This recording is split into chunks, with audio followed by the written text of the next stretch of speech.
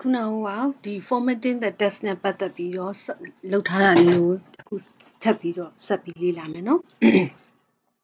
အဲ့တော့အခုကကြတော့ဘာလို့ဆက်ပြီးတော့လေ့လာခြင်းလဲဆိုတော့ခုနကဆိုရင်ဘာတွေလုပ်ခဲ့လဲဆိုတော့ Microsoft Word ထဲမှာလေဖုန်းတွေပြင်တယ် size တွေပြင်ခဲ့တယ် font color တွေပြင်ခဲ့တယ် style တွေပြင်ခဲ့တယ်ပေါ့အဲ့တော့အခုပြင်ထားတဲ့ဒီ font color တွေနဲ့ပတ်သက်ပြီးတော့မကြိုက်ဘူး format တွေပြန်ပြီးတော့ဖြုတ်ချင်တယ်ဆိုရင်ဖြုတ်လို့ရတယ်လေခုနကတော့တစ်ခုချင်းစီကိုပြန်ဖြုတ်ခဲ့တာပေါ့အခုကအကုန်လုံးကိုဖြုတ်ချင်တယ်ဆိုတစ်ဆက်တည်းဖြုတ်လို့ရတယ်ဒါဆိုဘယ်လိုဖြုတ်မလဲဆိုရင်အရင်ဆုံး selection စမှတ်ကြည့်အောင်နော်အဲ့တော့ခုနကထည့်ခဲ့လိုက်တယ်ခေါင်းစဉ် selection ပြန်မှတ်လိုက်တယ်မှတ်လိုက်တဲ့အခါအဲ့ခေါင်းစဉ်ထဲမှာခုနတို့ထည့်ခဲ့တာဘာကျမတို့ဘာတွေထည့်ခဲ့လဲဆိုတော့လေရေး font တွေပြောင်းတယ် size တွေပြင်ခဲ့တယ်ပြီးတော့ bold တွေလုပ်ခဲ့တယ် color တွေထည့်ခဲ့လိုက်တယ်အဲ့တော့အဲ့ထည့်ခဲ့တဲ့ effect တွေကိုမှမကြိုက်ဘူးငကိုအတိုင်းပြန်ထားခြင်းတယ်ဆိုရင်သက်ဆိုင်ရာဒီတစ်ခုချင်းစီမှာပြန်ပြီးရွေးသွားလို့လည်းရတယ်ဒါမှမဟုတ်အားလုံးကိုတစ်ပြိုင်တည်းထည့်ပြင်ခြင်းတယ်ဆိုရင်ဒီ font panel လေးထဲမှာလေဒီနားလေးမှာရှိတယ် clear or formatting ဆိုတာလေးရှိတယ်ခဲပြက်ပုံစံလေးနဲ့အဲ့မှာတစ်ချက်နေကြည့်လိုက်ပါပြီးရင် selection ဖြုတ်ကြည့်လိုက်တွေ့တယ်နော်ဘာဖြစ်သွားလဲဆိုတော့သူ့စာသားလေးကငကိုပုံစံတိုင်းပြောင်းသွားပြီးတော့ format တွေအားလုံးပြန်ပြီးတော့ clear ပြုတ်သွားတယ်ဆိုတော့တွေ့ရလိမ့်မယ်နော်ကဲဒါဆိုတစ်ခေါက်ပြန်မှတ်ကြည့်မယ်စာသားကို selection မှတ်ပါမယ်ပြီးသွားပြီဆိုရင်လေရေး font ပြင်လိုက်မယ် area လို့ထားလိုက်မယ် point size ကကြတော့ဘယ်လောက်ထားမလဲဆို point size ကို14လောက်ထားပါမယ်5လောက်ထားပါမယ်ပြီးရင် color လေးထည့်လိုက်တယ်ကဲငကိုတိုင်းလေးပြန်ထားလိုက်တယ်နော်ဒီလိုခုနလိုပေါ့ပြန်ပြီးတော့ဖြုတ်ချင်တယ်ဆိုဘာလုပ်မလဲဒီက clear or formatting ဆိုတဲ့ button လေးလိုက်အားလုံးပြန်ပြုတ်သွားတယ်နော်အဲ့ဒါတခုဖြုတ်တဲ့နည်းလမ်းလေးဖြစ်ပါတယ်ကဲဒါဆိုနောက်တစ်ခုဆက်ပြီးတော့သွားကြည့်ရအောင်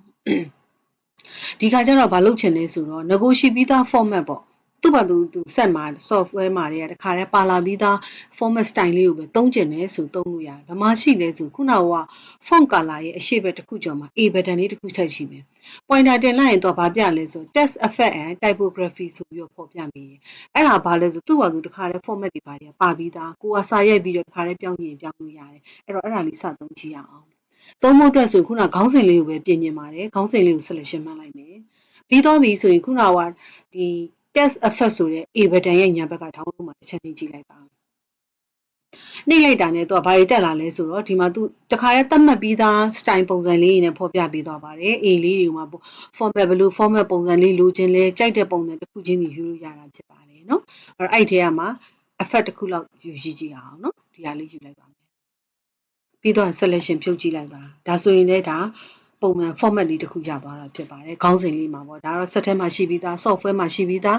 းအစင်သစ်ယူသုံးလိုက်တဲ့ပုံစံလေးဖြစ်ပါတယ်เนาะဒါ format တစ်ခုဖြစ်ပါတယ်တကယ်လို့များအဲ့ format ကြီးမကြိုက်ဘူးပြန်ဖြုတ်ချင်တယ်ဆိုရင်တော့ထုံးစံတိုင်းပဲပေါ့ clear format button လေးလည်းဘာလို့လဲ selection ဖြုတ်ကြည့်လိုက်ပါအားလုံးပြန်ပြုတ်သွားမှာဖြစ်ပါတယ်နောက်တစ်ခုအခုတစ်ခုဆက်ပြီးတော့သင်ချင်တာကကျမတို့အခုပုံမှန်ဆိုရင် Microsoft Word ထဲမှာစာရိုက်ကြမယ်ဆိုရင်စလုံးအစနေဆိုဘာနဲ့ရေးကြလဲဆိုအကြီးနဲ့ရေးကြတယ်လေစလုံးအစဆိုအကြီးနဲ့ရေးတယ် word တစ်ခုချင်းစီအစမှာဆိုလည်းအကြီးနဲ့ရေးသွားတယ်ဆိုပါစို့ for example ဒီပထမ first paragraph I believe that doing some ဆိုတဲ့ဒီ sentence လေးပေါ့ဒီ paragraph အဲ့စာပိုက်လေးမှာဆိုရင်ဘာရှိလဲဆိုစလုံးက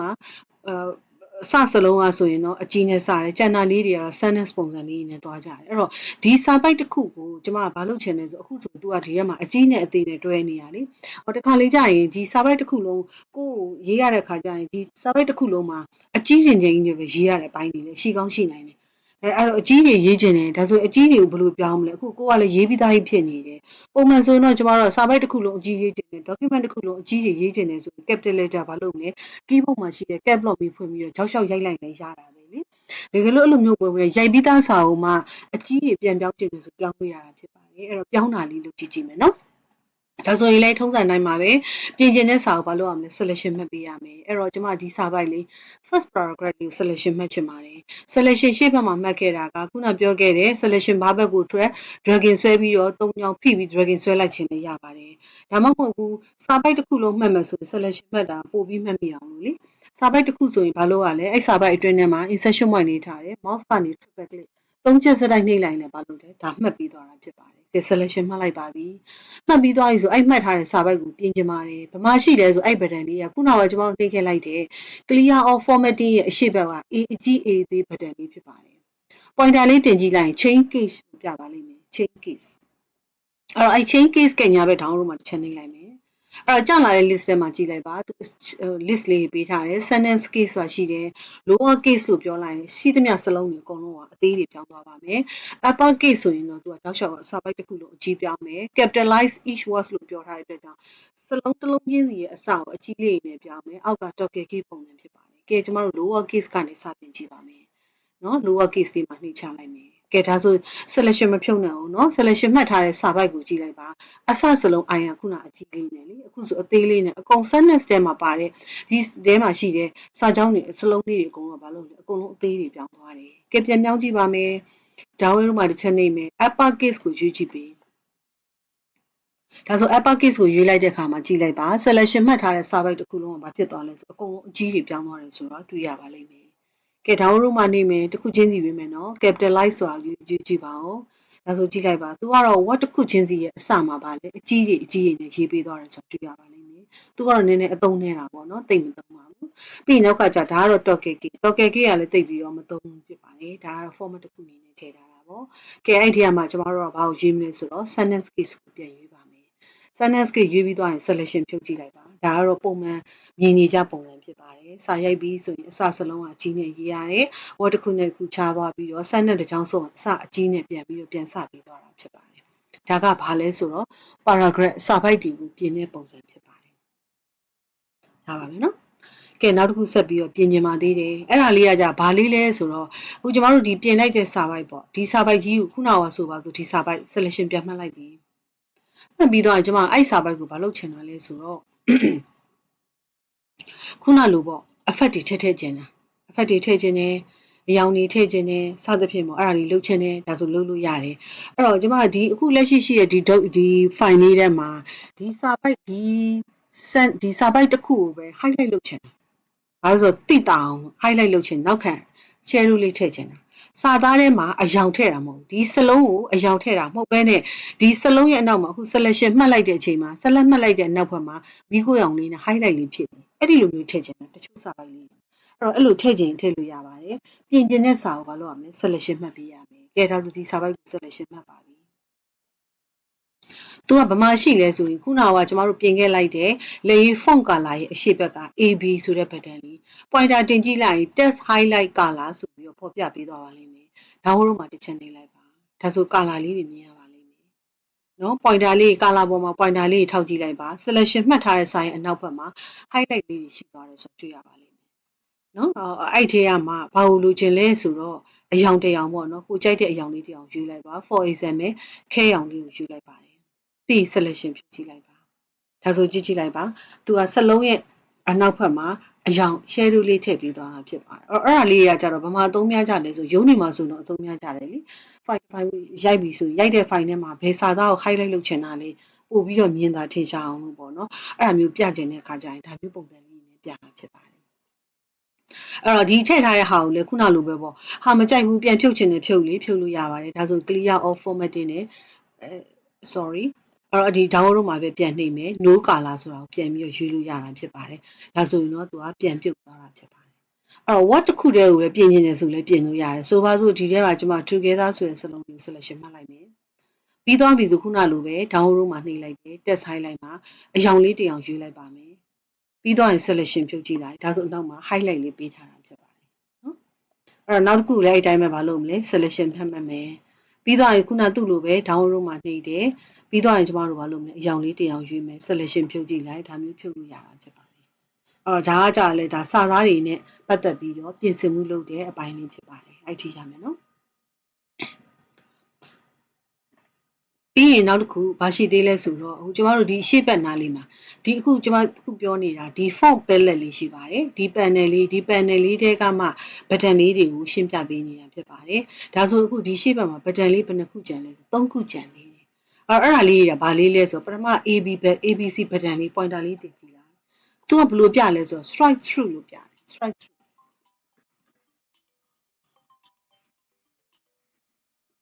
strike through ဆိုပြီးတော့ဖော်ပြပေးသွားတယ်strike through ကကြတော့ဘာလုပ်တာလဲဆိုတချို့ဒီစာရေးထဲမှာရှိတယ်ကျမတို့အပြင်မှာဆိုရင်တော့ manual ဆိုရင်တော့စာရွက်ပေါ်မှာဒီစလုံးကမှားနေရဆိုရင်အပေါ်ကဘာလုပ်လိုက်လဲဘောပင်လေးနဲ့ချစ်လိုက်တယ်ချစ်ပြီးတော့မှအမှန်ပြန်ရေးအဲ့ဒီတိုင်းပဲအခုဒီမှာလဲကွန်ပျူတာထဲမှာလဲကွန်ပျူတာမှာလဲဒီလိုစာ ဒီအစားအမှားဒီအမှားနေရာကိုဒီဟာကြီးကမှားနေတယ်ဆိုတာကိုဘောပင်နဲ့ချစ်တယ်လို့မျိုးလုပ်လို့ရတာဖြစ်ပါတယ်အဲ့ဒါလေးလုပ်ပြပေးပါမယ်ဘယ်ဟာလေးကိုလုပ်ပြပေးမလဲဆိုရင်ကျွန်တော် selection တစ်ခုလောက်မှတ်လိုက်ချင်ပါတယ်ဒီမှာ important ဆိုစလုံးလေးပေါ့နော် word တစ်ခု selection မှတ်လိုက်ပြီမှတ်ပြီးသွားရင်အဲ့ဒီစာလေးပုံမှာကျွန်မဒီတိုင်းဖြတ်လိုက်တာမဟုတ်ဘဲနဲ့သူ့ဒီစလုံးမပါဘူးဆိုတာကိုပြောချင်တာဖြစ်ပါတယ်ဒါဆိုရင်တော့ဒီ ABC strike through ဆိုတဲ့ pattern လေးမှာတစ်ချက်နေကြည့်လိုက်ပါပြီး selection ဖြုတ်ကြည့်လိုက်တွေ့လား important ဆိုတဲ့စလုံးလေးပုံမှာဘာလို့လဲ line လေးနဲ့ဖြတ်တာဒါဆိုဒီစာမပါဘူးမှားတယ် correction လုပ်တဲ့သဘောမျိုးဖြစ်ပါတယ်ကဲနောက်တစ်ခုလောက်လုပ်ကြည့်ကြည့်အောင် developing နော်ဒါဆို selection မှတ်ပါမယ်ပြီးတော့ရင်ခုန strike through button လေးမှာနှိပ်လိုက်ပါဒါဆို selection ဖြုတ်ကြည့်လိုက်ပါ line လေးတွေနဲ့ဘာလို့လဲကိုမလိုအပ်တဲ့စလုံးမြင်းလေးနဲ့တားပေးသွားတယ်ဆိုတာတွေ့ရပါလိမ့်မယ်နောက်တစ်ခုညာဘက်ကနှစ်ခုပေါ့ pointer လေးတင်ကြည့်လိုက်ပထမတစ်ခုကကြတော့ဘာပြလဲဆိုတော့ subscript လို့ပြတယ်နောက်ညာဘက်က button လေးကကြတော့ superscript လို့ပြပေးတယ်အဲ့ subscript နဲ့ superscript ဆိုတာလေးကဘာမှသုံးကြလဲဆိုတော့ကျမတို့ဒီအနည်းဆက်ဆုံးပြောရရင်တော့ကျောင်းနေမှာဆိုရင်ရှိတယ်လေကျောင်းနေမှာစာသင်တဲ့အခါမှာ chemistry တို့စသဖြင့်အမှသင်တဲ့အခါကျရင်စလုံးလေးတွေအပေါ်ဘက်ကိုတင်တာအောက်ဘက်ကိုခြာတာ chemistry မှာလေx square y square h2o ဒါမျိုးလေးရှိပါတယ်နောက်တစ်ခုက date တွေရေးတဲ့အခါprice တွေရေးတယ် first တို့ second တို့စသဖြင့်ရေးတဲ့အခါကျစလုံးလေးတွေအပေါ်တင်အောက်တင်အဲ့ဒါမျိုးပုံစံလေးဖန်တီးတာဖြစ်ပါတယ်အဲ့တော့ကျမတို့လေးလုပ်ပြပါမယ်အခုစာလေးဒီမှာကြွေရိုက်ထားရှိပါတယ်အဲ့တော့ဒီမှာဆိုရင်ပုံမှန်ဆိုကျမတို့ဒီမှာရေးတဲ့ခါကျရင်ဘာရေးရလဲဆို h2 အပေါင်း y2 ဆိုပြီးရေးတာလေတကယ်တမ်းကျသင်္ချာမှာအဲ့လိုလိုချင်တာမဟုတ် x ကိုနှစ်ထပ်တင်တယ် y ကိုနှစ်ထပ်တင်တဲ့ပုံစံလေးလိုချင်တာအဲ့ဒါဆိုရင်တော့ကိုပြင်ကျင်တဲ့ဒီနှစ်ထပ်တင်ကျင်တဲ့စလုံးလေးတွေ့လားအဲ့နှစ်တစ်လုံးလေးကို selection မှတ်ရမယ်အဲ့တော့ mouse pointer လေးက x နဲ့2နဲ့ကြားတဲ့ကိုသွားထားမယ် insertion point လေးရအောင်သွားထားမယ်ပြီးရင်2နှစ်တစ်လုံးနဲ့ character တစ်လုံးနဲ့ကို drag ဆွဲပြီး selection မှတ်လိုက်ပြီးတော့ရင်ခုနကကျွန်မပြခဲ့တဲ့နှစ်ခုတွေက superscript ကိုကအပေါ်ဘက်ကိုကတ်ချင်တာဆိုရင် superscript ကိုရွေးလိုက်ပါ selection ဖြုတ်ကြည့်လိုက်ပါပြောင်းသွားပါလိမ့်မယ် x square ဆိုဖြစ်သွားတယ်တွေ့လားနောက်တစ်ခုအဲ့တိုင်းပဲညာဘက်က y2 ကိုလည်း y square y ကိုနှစ်ထပ်တင်တဲ့ပုံစံလိုချင်နေဆိုရင် y နဲ့2နဲ့ကြာမှာ mouse pointer insertion point လေးကိုထားမယ်ပြီးရင် mouse ကနေဖိပြီး click drag တစ်လုံး character တစ်လုံးစာပဲနေရာရွှေ့လိုက်ပါမယ်ပြီးတော့ရင်ဘာလုပ်မလဲခုနတိုင်းပဲ superscript မှာနေကြည့်လိုက်ပြီး selection ဖြုတ်ကြည့်လိုက်ပါဒါဆိုရင် h2 plus x square plus y square ဆိုဖော်ပြပေးသွားပါလိမ့်မယ်ကဲနောက်တစ်ခုအောက်ဘက်က hk2 ရဲ့ o ရဲ့ h2o h2o ကြာနှစ်ကိုအောက်ချချင်တာလေဒါဆို h နဲ့2နဲ့ကြာမှာ insertion point လေးထားမယ် mouse ကနေ click နှိပ်မယ်ညာဘက်ကို mouse ကိုဖိပြီးတော့ညာဘက်ကို character တစ်လုံးစာ dragging ဆွဲ selection မှတ်လိုက်မယ်ပြီး mouse ကိုလွှတ်လိုက်ပါကဲသူ့ကိုကြာနှစ်ကိုကြာအောက်ချချင်တာလေဒါဆိုရင်ခုနကအရှိဘက်မှာရှိတဲ့ button လေး subscript ဆိုတဲ့ button လေးမှာနှိပ်လိုက်ပါ selection ဖြုတ်ကြည့်လိုက်ပါဒါဆိုကြည့်လိုက်ပါပုံစံလေးသင်္ကေတလေးပြောင်းသွားတယ်ဆိုတာတွေ့ရပါလိမ့်မယ်ဒါမယ်နော်အဲ့ဒါလေးကဘာကြီးလဲဆိုတော့ Microsoft Word ထဲမှာကျမတို့ဒီရိုက်ထားတဲ့စာသားရည်နဲ့ပတ်သက်ပြီးတော့ format တွေလိုသလိုပြင်လို့ရတယ်ဆိုတာကိုပြောတာဖြစ်ပါတယ်ဒါဆိုရင်ကျမဒီနေ့သင်ခန်းစာလေးဒီမှာခဏရပ်ထားပါမယ်နော်ကျေးဇူးတင်ပါတယ်ရှင်